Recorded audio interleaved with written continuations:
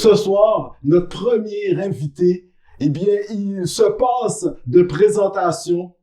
Vous savez tous, Amir Kadir est avec nous. Eh bien, oui, microbiologiste, infectiologue. Amir Kadir, comment vas-tu? Bonsoir Alain, ça va très bien. Écoute, c'est sûr qu'on vit des temps particuliers, difficiles pour beaucoup de gens, pour les malades, les familles qui sont très terrorisées à l'idée de perdre un proche, mais aussi des temps intéressants parce que beaucoup de gens se tiennent. On a vu, on sait qu'on peut toujours se plaindre que telle chose marche pas, telle chose manque, mais dans l'ensemble, la population québécoise, c'est pas mal, je dirais, montré à la hauteur, c'est soudé alentour de certains appels qui ont été faits par les autorités. Et la plupart des gens ont appliqué les règles qui nous paraissaient excessivement difficiles quand même assez bien jusqu'à date. C'est sûr que tout n'est pas rose. C'est une situation inquiétante. Au Québec, on a le double, par exemple, de l'incidence en Ontario. On a des chiffres qui nous rapprochent, heureusement encore un peu loin, mais qui nous rapprochent plus de New York, mettons, que de la Colombie-Britannique. Donc, c'est pour ça que c'est sérieux, cette affaire-là, puis il faut s'en occuper. Si on le contient pas, ça va faire beaucoup de dégâts. Mais à date, ce que je vois, par exemple, dans le milieu où je travaille, c'est que les professionnels, les individus qui travaillent, que ce soit de la secrétaire à la réception, à l'employé de soutien, au personnel des cafétérias, tout le monde, c'est comme hisser un cran au-dessus de ce que nous donnons de nous-mêmes habituellement. Tout le monde, ben, même si c'est des inquiétudes, les gens, c'est pas une partie de plaisir. Ceux qui sont au front, là où on accueille les patients, là où on les... tout le long du trajectoire des patients jusqu'aux soins intensifs, il y a de la tension, il y a beaucoup d'inquiétudes, parce que le matériel, parfois, n'est pas à la hauteur de ce qu'on désirait. Mais les gens se montrent très professionnels et surtout très humains. Il y a comme une espèce de dévouement, de sens du devoir qui est vraiment très beau à voir. Et aussi l'empathie des gens. Les gens qui ne saluaient pas avant dans les couloirs, ils saluent, demandent des nouvelles, disent « Tiens, bon, merci d'être là », ce genre de choses-là qu'on ne voyait pas avant. Amir Kadir, actuellement, on sent qu'il y a une préoccupation de la part du personnel de la santé, à savoir le manque potentiel d'équipement médical. On écoutait M. Legault nous dire que il nous reste peut-être pour 7 jours de masques au Québec. On a quand même passé pas mal de commandes que nous sommes en attente. Elles arrivent au compte-gouttes, mais cette préoccupation du personnel soignant, toi-même, es-tu préoccupé? Sens-tu véritablement cette préoccupation de tes collègues? Oui, c'est certain. Beaucoup de collègues, des médecins et des infirmières, non seulement pour nous-mêmes, mais par exemple, la non-utilisation des masques à large échelle, parce qu'on voit ce qui s'est passé en Corée, au Singapour, dans des pays qui ont mieux contrôlé ça.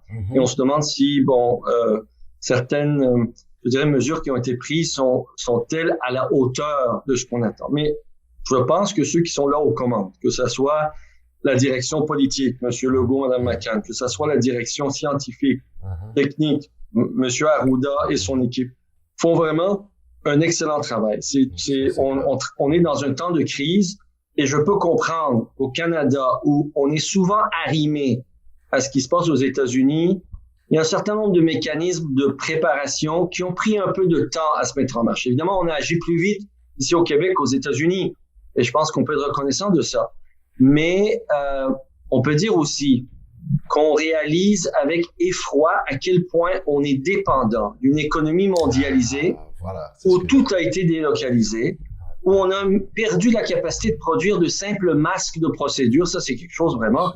Écoute, au Québec, on est capable de produire des avions, des bras canadiens pour le Challenger. On est capable de produire des tissus pour les cosmonautes, mais on a perdu la capacité de fabriquer des tiges de prélèvement pour faire les tests, des masques pour se protéger. Pourquoi? Parce que cette économie néolibérale mondialisée fait en sorte que ces produits-là, en temps normal, sont tellement produits à faible coût en Asie qu'il n'y a plus personne qui trouve son compte à les produire localement. Donc, petit à petit, on a perdu ces capacités-là. Et quand arrive une crise, on se rend compte, wow, la mondialisation marchande, c'est bien beau, mais cette intégration totale fait en sorte que, dans le fond, on nos économies, nos capacités de production sont assez fragiles et ne résistent pas à la pression qu'exerce ce genre de situation. On a besoin d'être capable nous-mêmes d'être autosuffisants. Et c'est assez drôle. L'Iran, moi, je n'appuie jamais les autorités iraniennes, là. Okay? C'est un régime fasciste, théocratique, qui réprime et qui a commis des erreurs incroyables dans cette épidémie de COVID, de coronavirus. Cependant, à cause de la situation économique et des sanctions qui ont été imposées, ben, ils ont des capacités de production locales qui font en sorte qu'ils sont capables aujourd'hui, malgré le corona, d'exporter des masques. Donc, ça doit nous faire réfléchir le modèle économique néolibéral marchand de globalisation. Ça ne marche pas. C'est comme une espèce de tigre de papier qui s'est pratiquement effondré devant nous. Donc, tout ça pour dire que oui, il y a des préoccupations.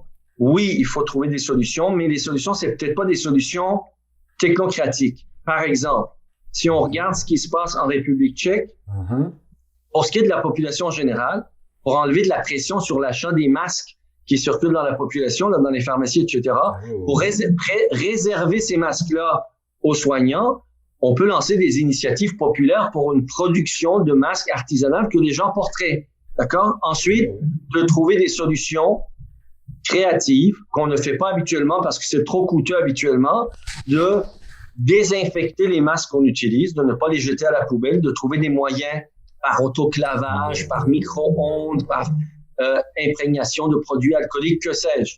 Nos experts, je pense, ont toutes les compétences pour nous trouver les moyens pour qu'on ne gaspille pas à la tonne ce qu'on est en train de jeter à la poubelle. Amir Kadir, qu'est-ce que ça te fait lorsque tu entends de la bouche même de notre premier ministre François Legault, lorsqu'il parle de démondialisation?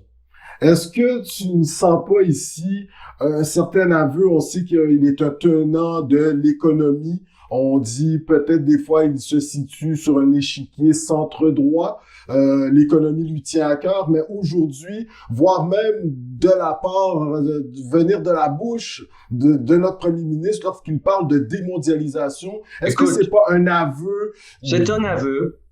Si c'est sincère, tant mieux. Il faut qu'une personne, n'importe quel homme politique ou citoyen ordinaire, admet une erreur de perspective.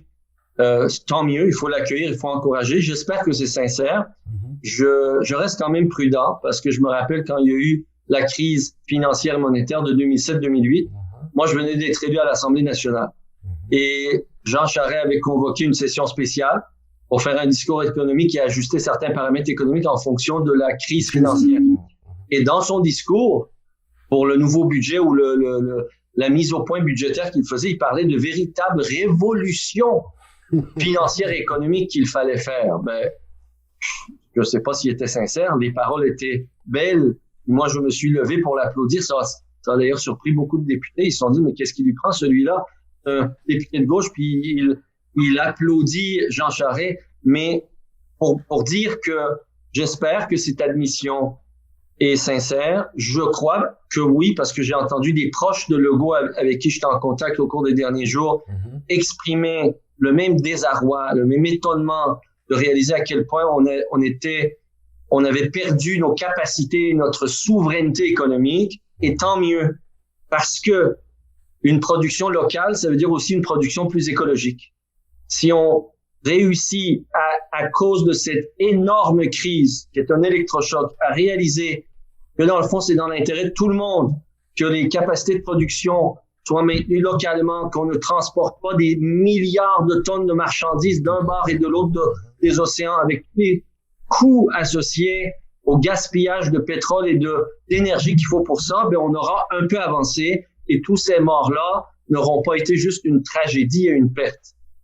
Amir Kadir, on voit la réponse de nos gouvernements est de véritablement supporter les familles canadiennes et québécoises par l'envoi massif de chèques au fédéral. On parle d'un envoi de 2000 $ par exemple. Au Québec, il y a une promesse qui a été faite, chiffrée aux alentours de 595 $ par semaine. Amir Kadir, est-ce que on assiste à un retour de l'État-providence Parce que moi, ça me fait rire. Ce sont des gens qui étaient pas très friands à cette idée de supporter les ménages financièrement, là. Et aujourd'hui, on voit qu'ils n'ont d'autre choix que de délier les bourses du gouvernement afin de supporter ces familles. Est-ce qu'il y a un retour de l'État-providence? Oui, ben d'abord, une chose que tout le monde aura remarqué, quand il y a une véritable crise qui menace nos sociétés, l'argent, on la trouve, OK? On trouve l'argent qui est nécessaire pour s'occuper de ce qui est absolument essentiel. Alors, moi, je pense que ça devrait être une leçon pour l'ensemble de l'humanité pour dire si c'est vrai qu'il y a d'autres crises, parce qu'il y a une autre crise qui est peut-être pas encore aussi violente que le coronavirus, mais qui est une autre crise à caractère biologique et écologique, qui est la crise climatique. Yes. Qui va avoir des conséquences aussi désastreuses, sinon plus grandes, mais échelonnées un peu plus dans le temps, d'accord? Il nous reste pas grand temps. Donc, il faut vraiment réaliser que si la prochaine fois on nous dit on n'a pas les moyens de le faire, rappelons-nous de la crise de coronavirus. Oui, s'il y a une urgence, s'il y a une nécessité, il y a moyen de le faire. Et c'est drôle, comme tu dis, qu'à chaque fois qu'il y a des grandes difficultés dans le monde, des crises majeures, comme ça a été aussi le cas de la crise financière de 29, dont la solution est venue par des mesures socialistes d'un président américain qui s'appelait Roosevelt. Hein? C'était toutes des mesures à caractère socialiste et socialisant. C'est drôle que aujourd'hui, ces gens-là ont recours à des recettes de nature sociale, de nature d'une économie, comme tu dis, d'État-providence, qui est en fait une économie ou des mesures à caractère social. C'est l'économie sociale qui vient à la rescousse de l'ensemble de la société pour le sauver d'un grand danger. Et j'espère que tous ceux et celles qui sont sincères dans la sphère politique et économique vont en tirer des leçons conséquentes pour nous préparer aux décisions difficiles qu'il faut que nos sociétés prennent pour nous sortir aussi de la crise climatique. Wow. Amir Kadir, pendant que j'étais avec moi, je ne pourrais, en faisant la préparation de l'émission, la question a été soulevée. Pour répondre à la crise actuelle, la pandémie que l'on vit, est-ce qu'on peut répondre à cette crise de manière locale ou, comme on voit, certains pays adoptent une attitude plutôt repli sur soi-même, on prend nos mesures telles que la Suède, les Pays-Bas, différents de ce que on fait en France ou en République tchèque par exemple, ou davantage on essaie de répondre à cette crise de manière globale, tous les scientifiques se mettent ensemble, on essaie de trouver un vaccin, on partage l'information. Moi, c'est la question que je te pose, là. Actuellement, il y a une initiative. Écoute, pourvu que l'essentiel soit fait partout, c'est ça qui est important. Puis je crois qu'actuellement, la plupart des autorités publiques, même les plus, je dirais, déments et débiles, déments, c'est-à-dire le président Trump, et débiles, c'est-à-dire Boris Johnson en Angleterre, se sont réajustés. Là, je n'irai pas dans le détail, mais vos auditeurs... T'as oublié Bolsonaro, peut-être? Oui, ça c'est encore, ça c'est vraiment, c'est tragique et puis il s'est fait corriger. Mais ce que j'allais dire, c'est que heureusement, sur le plan scientifique, il y a une excessive collaboration qui est très efficace. On reçoit constamment, plusieurs fois par jour, toutes les dernières données scientifiques qui sont publiées et qui sont pertinentes, et c'est très activement partagé. C'est sûr que pendant un certain temps, tout le monde ne s'entendra pas sur les mêmes données. Tout le monde ne s'entendra pas sur les solutions dans le détail, pourvu que sur l'essentiel, pour les mesures de protection, d'isolement, de confinement, de distanciation sociale, de distanciation physique, pourvu que là-dessus, on s'entende et que tout le monde l'applique, c'est bon. Maintenant, c'est sûr qu'on se demande pourquoi cette collaboration qui est si belle, par exemple l'initiative Solidarité de l'OMS. Si les gens vont sur ma page Facebook, ils vont voir qu'il y a un lien d'ailleurs pour aider l'OMS dans sa campagne de financement pour soutenir la réponse COVID dans les pays en développement qui n'ont pas les ressources de l'Occident. Mais ceci étant dit, l'OMS a aussi lancé, il a dit à tous les scientifiques, au lieu que chacun on fasse des protocoles de recherche qui vont avoir un faible nombre de personnes recrutées et dont les données n'auront pas toute la puissance requise, on met toutes les données ensemble. Il y a plusieurs pays qui participent, y compris le Canada, la Belgique, la Chine, je crois, d'autres. Bref, je me rappelle pas du détail, mais ça s'appelle Solidarity et ça vise à étudier essentiellement les principales molécules prometteuses que sont le Kaletra, l'hydroxychloroquine et 2 autres molécules et une combinaison de ceux-là. Pardon. Alors, je veux juste terminer. Ce qui est déplorable, c'est que cette cohésion et cette initiative techno-scientifique n'existe pas au niveau politique. Parce qu'il y a un certain nombre de mesures, par exemple l'acquisition des masques, leur distribution équitable, la production massive par tous les pays du nombre de ventilateurs requis, non pas par tel et tel pays, mais par l'ensemble des pays. Une mise en commun de la logistique planétaire nécessaire. Parce que si on le fait pas, ça veut dire qu'on laisse l'Afrique seule, qu'on laisse l'Asie seule, et là, le boomerang va arriver parce que nous, on a beau contrôler la maladie ici sur quelques semaines à quelques mois, mais s'il y a des foyers un peu partout sur la planète, ça va nous retomber dessus encore cet automne ou l'hiver prochain. Avant de te laisser, il reste 2 minutes, Amir. Maintenant, cette question, on doit se la poser tous ceux qui sont un peu impliqués dans la chose publique. Si le Québec était indépendant, est-ce que sa réponse à la crise aurait été différente? Est-ce que le nombre de cas aurait été différent? Aujourd'hui, on se retrouve au sein du Canada. Moi, c'est cette question. Je suis obligé de dire que je t'écoute. Je voudrais m'abstenir et être prudent à réfléchir en ces termes en plein milieu de la crise. Mais je peux dire une chose, par exemple, je sais que les autorités québécoises auraient aimé avoir un levier plus direct sur les aéroports au début. Oui, d'accord? Ouais. Le gouvernement canadien a tardé à exercer le contrôle qu'on aurait souhaité. Bon, on peut donner des exemples comme ça, mais en même temps, on vient de dire qu'il faut une cohésion politique à l'échelle internationale. Alors, au-delà des souverainetés nationales qui sont importantes dans les capacités de production locale, dans le maintien du pouvoir d'action locale, parce qu'il faut qu'il y ait une action localement implantée pour que ça marche. Mais on a besoin aussi d'une cohésion globale pour le partage des responsabilités. Comment pour régler cette affaire-là qui est globale, qui est mondiale. On peut pas juste régler les affaires des pays occidentaux puis ensuite laisser l'Afrique et l'Asie seuls avec ce problème. À côté.